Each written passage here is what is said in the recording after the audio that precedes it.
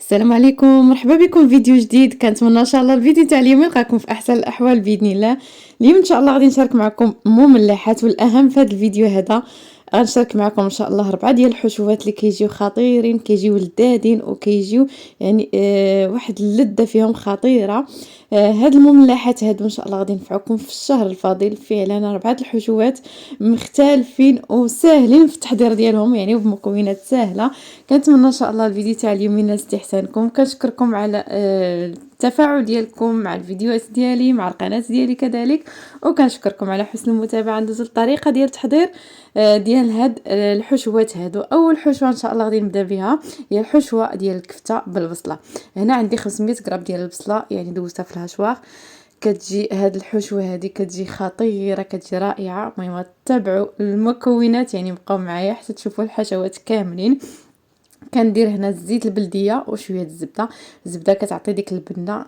كنطيب المهم بزيت البلديه عارفه بانها غاليه. المهم هذه زيت البلديه تاع المكازه، يعني كنشريها على حساب الطياب هكا. عندي كذلك نص كيلو ديال الكفته، وعندي في العطريه الكمون، البزار، الملحه، الخرقوم والتحميره او البابريكا. عندي هنا هاد الماريناد هذيك تخديتها ديال التواركه، يعني ديال المشاوي.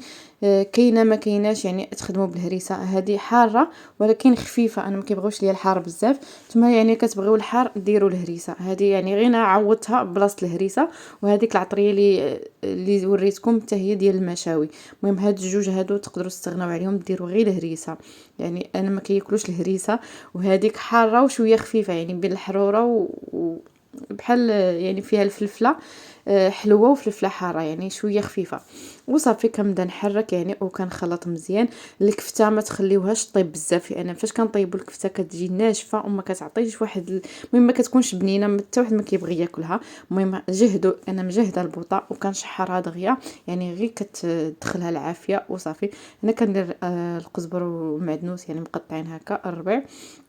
كنضيفهم وكنخلط بالزربه، يعني غير كتبان لي انها تشحرات كامله صافي غادي نطفي عليها.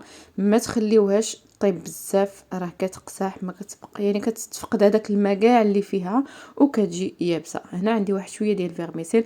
المهم هذوك الكوبات هكا اللي كيكونوا في الباكيه خديت غير وحده، يعني ما كثرتش بزاف باش ما تكونش عامره. غير بالفيرميسيل تقدروا تستغناو عليه، يعني درت انا غير كميه قليله.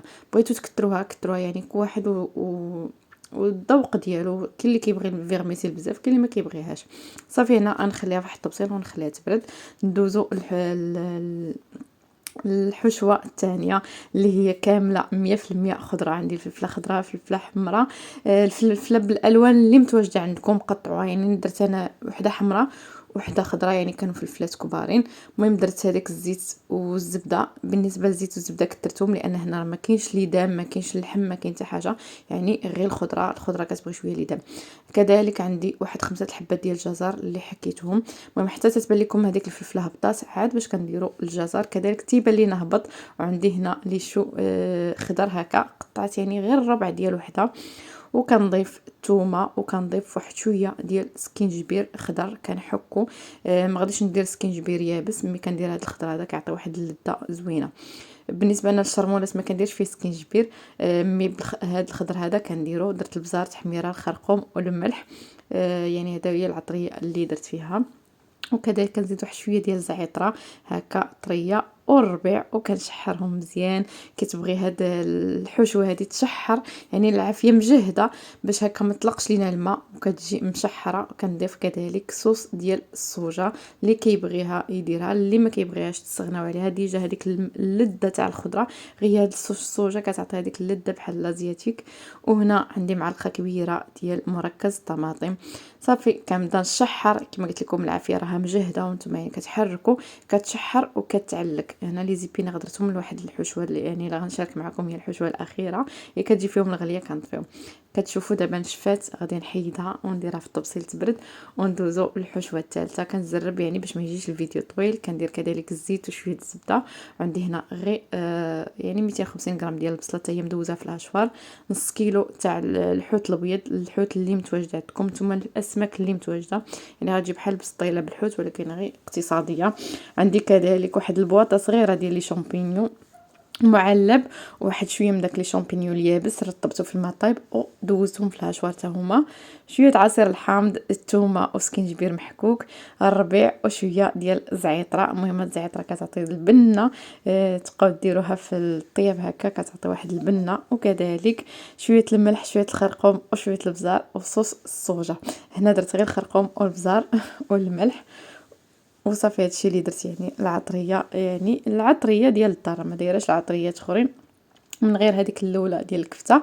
بالنسبه للعطريه يعني المقادير كامله نكتب لكم كل حشوه وشنو اللي درت فيها. بالنسبه للعبارات ديال الخضره وسميتو يعني ما كنعبرش نديروا نتوما كواحد الكميه اللي بغا. كذلك شويه ديال الفيرميسيل، وهنا ما عنديش الكروفيت وخدمت غير السوريمي. متواجد الكروفيت ديروه يعني ما خديتوش وخدمت غير السوريمي، حتى هو كيعطي واحد اللذه وكيعطي يعني داك المذاق ديال الحوت. وصافي كنبدا نشحر. اللي عنده الصوص نيوكمان يخدم بها. مشيت باش ناخذ لقيت غير الصوجه ما لقيتش الصوص نيوكمان. صافي كتشحر مزيان، كنخليوها حتى هي تبرد باش من بعد نعمرو بها. هنا الحشوه الرابعه اللي بليزي بينار، كندير الزيت البلديه وشويه الزبده، وكندير ربعه ديال الكفته يعني واحد 250 غرام. تقدروا هنا تخدموا بالكفته ديال الدجاج الا متواجد عندكم. يعني انا كنت خديت كيلو ديال الكفته ديال البقري هكا وقسمتها، يعني غير ربعه اللي خدمت بها. المهم نتوما الكميه غادي تضاعفوها على حسب شحال بغيتو. وهنا لي زيبينار كما قلت لكم حتى جات فيهم الغليه صفيتهم وقطعتهم تبردوا وقطعتهم هكا طريفات وصافي كنزيدهم. يعني هنا راه ما درت لا بصله لا والو، يعني بغيتها تكون مخالفه على الحشوات الاخرين، ماشي كلشي نديرو فيهم البصله، يعني هكا باش حشوه ما تكونش كتشبه الاخرى. كندير ملح بزار وشويه الكمون. هذه هي العطريه اللي درت. هنا ما درتش الخرقوم، ما بغيتهاش تكون صفراء. المهم نتوما غادي تلعبوا بالعطريه كيف بغيتو هكا باش يكونوا الحشوات مختلفين، ما نديرش فيهم نفس العطريه. من غير هذوك جوج حشوات الاولين انا كان مختلفين واخا درت فيهم نفس العطريه. هنا عندي 150 غرام ديال الجبن، اي جبن متواجد عندكم. هذا بالثومه بالثوم القصبي او السيبوليت، يعني داكشي ما درت هنا ثومه محكوكه.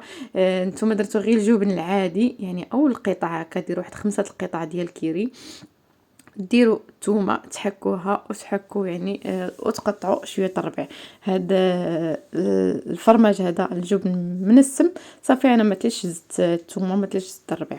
صافي كنشحرها مزيان يعني حتى تنشف من هذاك الماء ديالها. وكنضيف هنا الفرماج ايضا محكوك، يعني اي جبن محكوك او تستغناو عليه ديروا غير هذوك القطع تكثروا منهم وصافي. هالحشوه وجدات صافي يعني كنخلي كل شيء يبرد. كنديرهم كل وحده في الطبسيل ديالها هكا حتى تيبردوا وغندوزو نعمرو. انا عندي هاد الورقه ديال الشينوا، يعني هذه زوينه سهله في الخدمه ديالتها، يعني ما كتسرش ماشي بحال الفيلو.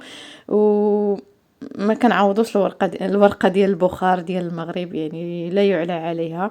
ولكن هذا هنا ما متواجداش، يعني كنخدموا يا بهادي يا بالفيلو. وصافي هنا كندير بريوات بهذه الحشوه الاولى ديال الكفته كنخدم بريوات. المهم انا الاهم عندي اني شاركت معكم الحشوات. بالنسبه تعمروهم نتوما، يعني اللي عنده الورقه ديال البخار اللي في المغرب راه زوينه كتجي رائعه. وحنا هنا راه كنعديو يعني بهاد الورقه هذه ديال الشينوا او بالفيلو.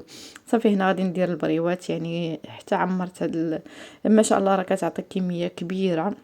بالنسبه لهاد الحشوه ما بغيتوش تعمروهم كاملين، تقدروا يعني ديروها في بواطه وديروها في المجمد، يعني فاش تحتاجوا هذيك الحشوه وتجبدوا تعمروا. يعني كتبغيو تعمروا غير كميه قليله، حتى انا كتعجبني ديك القضيه كنعمر غير كميه قليله وطيبوها. مي هذه عمرت بها انا كامل، عمرتهم كملتهم كاملين. كان صافي حيت الورقه حليتها وقطعتها، يعني قلت صافي نعمرهم كاملين. وفي التالي يعني كانت نقصات ليا كانت خاصني الورقه وليت كملت غير بالفيلو. يعني خديت جوج باكيات من هادو، ولكن الحشوات كانوا كتار يعني ما كفاتنيش ليهم كامله. صافي كنستمر وكنسدو يعني غير بالماء والطحين. تخدموا بهذه الطريقه يعني ديروا 3 الاشرطه. هنا كندير 2 اشرطه كنلصق واحد مع واحد لان مربعه وقصيره ما كتجيش يعني بحال البريوات بحال الورقه العاديه، يعني ما كتجيش طويله. يعني ضروري كنلصقوا وحده مع وحده باش نكملوا البريوات.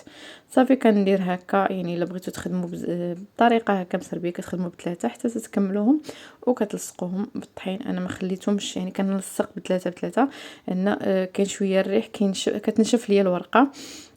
وصافي يعني ما كنخليهمش كاملين، يعني بغيتو كان كلشي مسدود هكا ما كاينش الريح ما كتشوفش الورقه، يعني حتى تتكملوهم كاملين وعاد باش تسدوهم.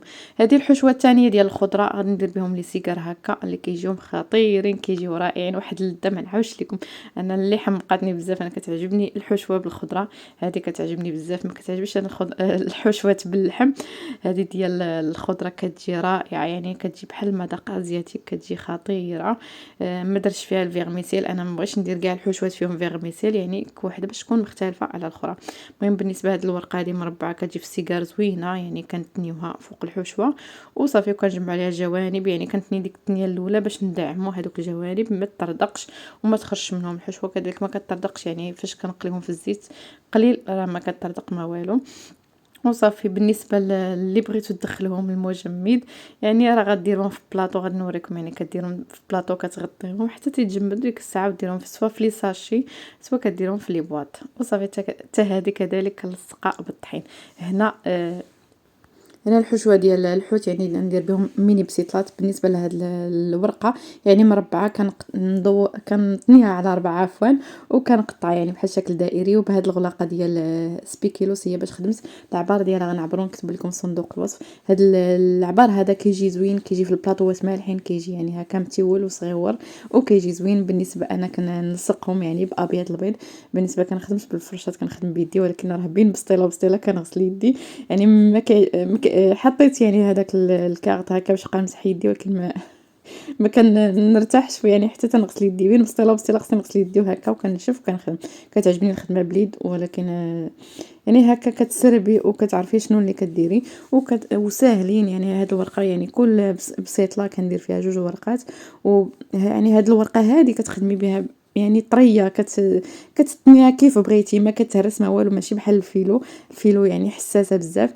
هذه راه زوينه، يعني بالنسبه لينا حنا راه ما عندناش الورقه بحال المغرب، يعني كنخدموا بهذه وكنعديو بها سوا هذه سوا الفيلو. يعني هذه بعض المرات ما كنلقاوهاش وكنكملوا بالفيلو. وكنتمنى ان شاء الله الا وصلتوا حتى لهنا ما تنساونيش باللايكاتكم والتعاليق المحفزه. كنشكر الناس اللي كتخلي لي تعاليق زوينه وكتفرحوني يعني بتعاليقاتكم. وكنشكركم يعني على البارطاج ولي لايك اللي كتخليو ليا، وما تنساونيش في هذا الفيديو هذا كثروا لي لي لايك باش هكا يطلع يعني في المشاهده، وبارطاجيو مع جميع الناس اللي كتعرفوا. فعلا راهم حشوات يستحقوا تجربه، يستحقوا البارطاج، علاش لا؟ يعني هكا يعني نبارطاجيهم مع الناس اللي كنعرفوا. وصافي كنستمر بهذه الطريقه. راه كتجي هاد الميني بسيطلات يعني متولين وصغاورين وكيجيو زوينين. صافي كنستمر يعني حتى تنكملهم. بالنسبه للحشوه الاخيره يعني الورقه ما كفاتنيش، كنبقى ليا من هذوك ديال الاساور، بقات ليا الورقه تاع الفيلو مقطعه هكا مربعات، درت بها هذيك الحشوه لانها قليله، درت بها دوك البريوات الصغيورين، وهذه هي الكميه اللي عطاتني هاد الحشوات كاملين. بالنسبه تقدروا يعني تعمروا غير شويه والباقي تخليوه في الثلاجه، ديك الحشوه يعني تبقاو تعمروا كل مره تعمروا بها. وهذه هي الكميه اللي عطاتني.